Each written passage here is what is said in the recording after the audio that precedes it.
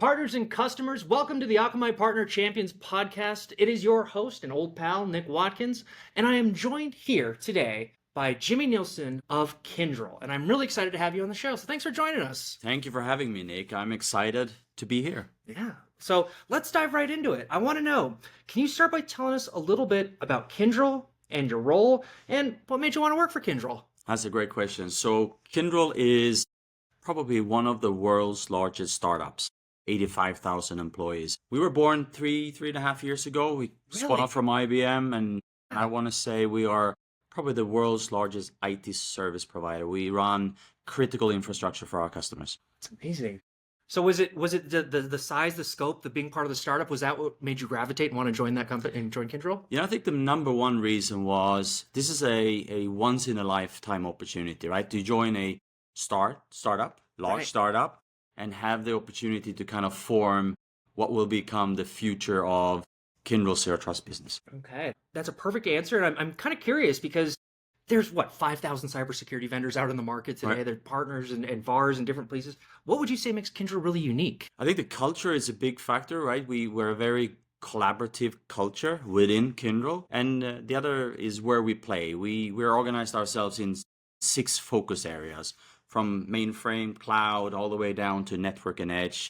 Yeah. So the wide range of capabilities we have makes us a good fit for the customers we serve. That's really nice because then I feel like it gives you a broad swath of expertise. Right. So maybe it's very helpful for identifying areas of opportunity for customers as well, right? So it's like maybe they need to look more at their network or look more at storage or different pieces. Though I always have this with Akamai too. It's like sometimes I feel like we're so broad with some of the things because we've got cloud, we've got content, we've got security. Right. And so it can be a double-edged sword sometimes too, right? Because you're like, you don't know what to define yourself as. Right. But having that breadth of expertise and having all the puzzle pieces fit just right, I think is poetic in a way, right? And so I think that's something that really differentiates Kyndryl. Yeah, I think the most important is again, to get the culture right, to get a collaborative environment, so you utilize the skill set you have across those focus areas. So, and I think that's what Kyndryl have got right. Absolutely. So for my next question, I wanted to know a little bit about the partnership experience. Yeah. And so can you share more about why you decided to partner with Akamai and where do you see the most opportunity? I mean, Akamai is a recognized brand in the market, and we have had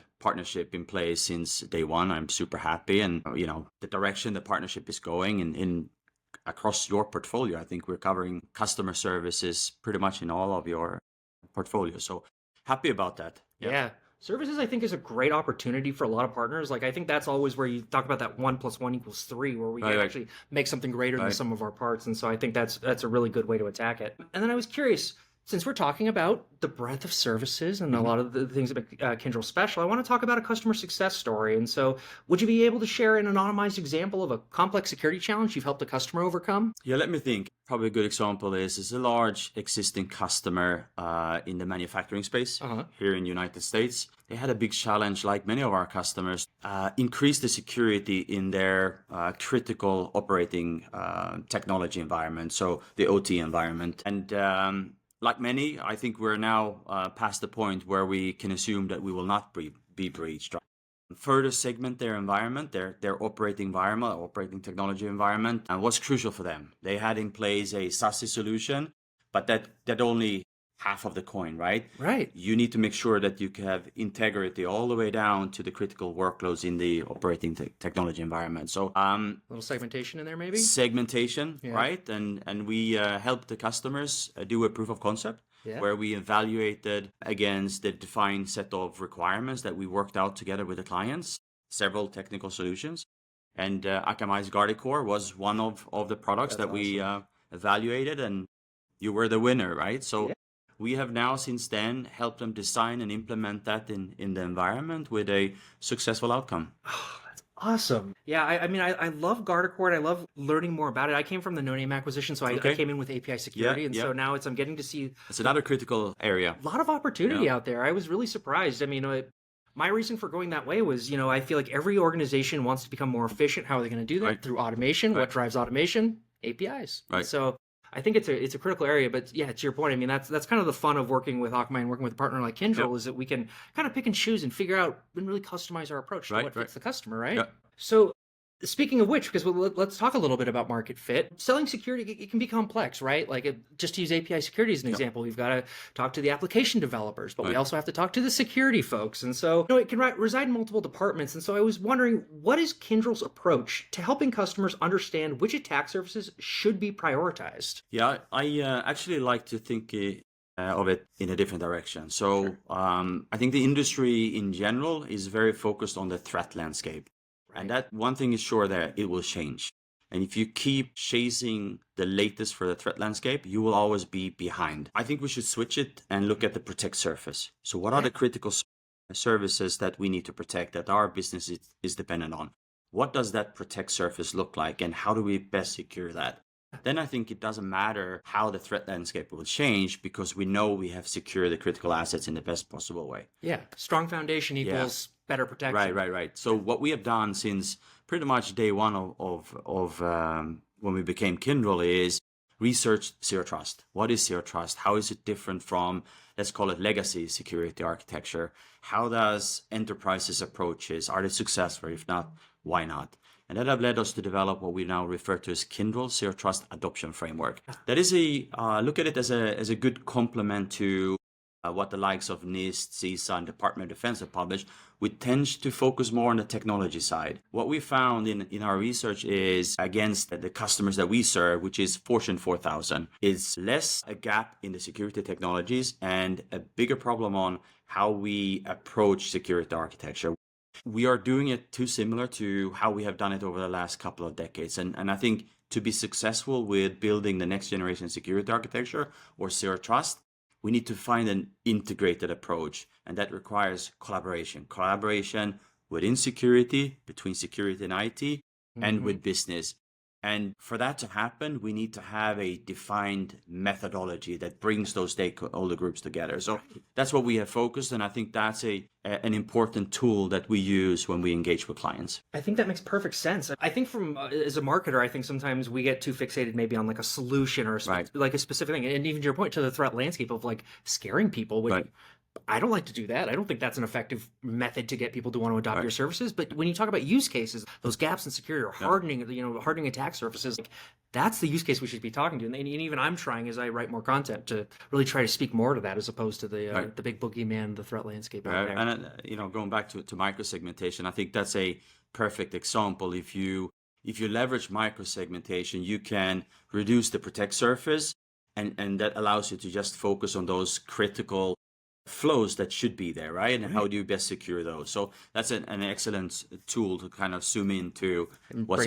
And I'm curious too, because I've run into this a little bit as well, but how much are you finding there's this kind of push-pull relationship between companies who want to innovate and get on the bleeding edge? Maybe they want to migrate to the cloud or do a digital transformation or what have you, versus also being secure. Are you having trouble finding balance in that, or having customers understand how to prioritize innovation or security over innovation, or innovation over security? Well, I don't think we have any option but to innovate. If we want to stay, relevant and stay competitive, businesses have to innovate. We have to, be on the bleeding front of adopting new technologies. AI is a great example. Yes. But I think the key question is, how do we do that in a secure way without slowing ourselves down, right? And I think one thing we need to do better, and it goes back a little bit to collaboration, we need to be side by side with the people who are making those decisions within our businesses. So we early on understand that, hey, we're now going to adopt AI, so we can start then to look at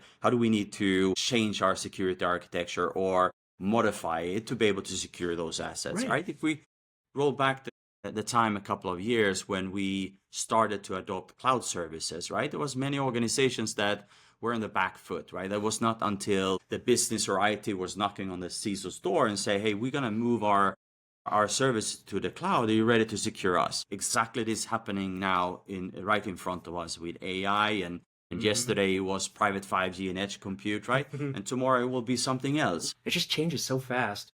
But yeah, I mean, that is really well said. And I think a very interesting point just about getting customers to prioritize both of them really in a way, I think, as they look forward.